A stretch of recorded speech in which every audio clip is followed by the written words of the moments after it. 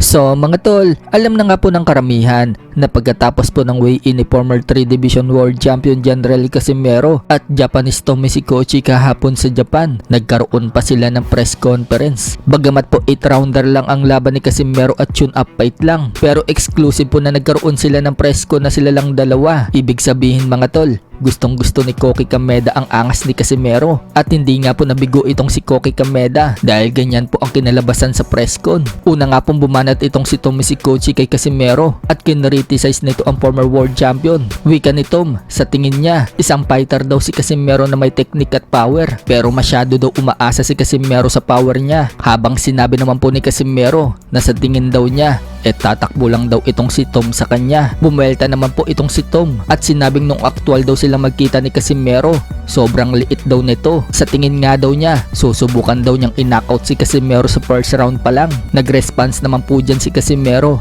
at sinabing napapagod na daw siya marinig na yung ina-knockout siya sa first round, katulad ng sinabi ni Kiyunosuke Kameda sa kanya. Pero pagdating sa laban, tatakbo lang din pala. Malamang, ganyan din daw ang gagawin nitong si Tom. Tatakbo lang din daw ito sa kanya kapag nakatikim daw ito ng isang masakit na suntok. Dagdag pa ni Casimero, kaya kailangan daw hindi na daw niya patakbuhin na itong si Tom. Diyan na nga po biglang mangyak-ngyak kakatawa itong si Tom. Pero yung tawa ni Tom mga tol, mukhang kinakabahan na siya dahil yung tubig na iniinom niya, halos maubos niya nakakatungga. Pero sa huli, bumanat pa rin itong si Tom at sinabing sa tingin daw niya, makikita daw niya pagkatapos ng laban na gugulong si Casimero sa ring nang umiiyak. So nag-i-enjoy naman po ang promoter na si Kameda sa palitan na maanghang na salita ng dalawa. So mamaya na po magaganap ang laban na yan. Sino kaya ang gugulong sa kanila sa ibabaw ng ring? Sa kabilang banda naman mga tol, alam na nga din po ng karamihan na kapag nanalo si Naoya Inoue at Junto Nakatani mamaya sa kanilang mga laban sa Riyadh sa susunod na taon sa buwan ng May,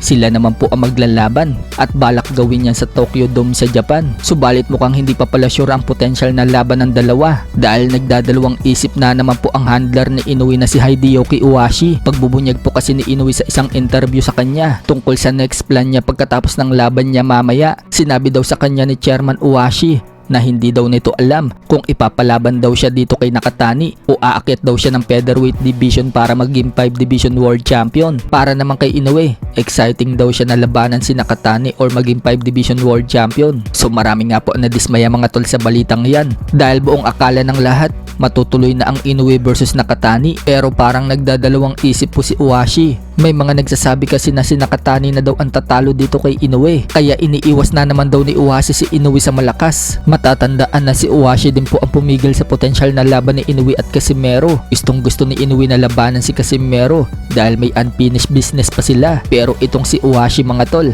ayaw niyang ipalaban si Inoue kay Casimero. Sinabi nga po ni Iwashi noong manalo itong si Casimero kay Sanchez sa loob ng first round, unprofessional daw itong si Casimero dahil overweight. So sinusunod nga lang po ni Inoue itong si Iwashi kung ano ang plano para sa kanya.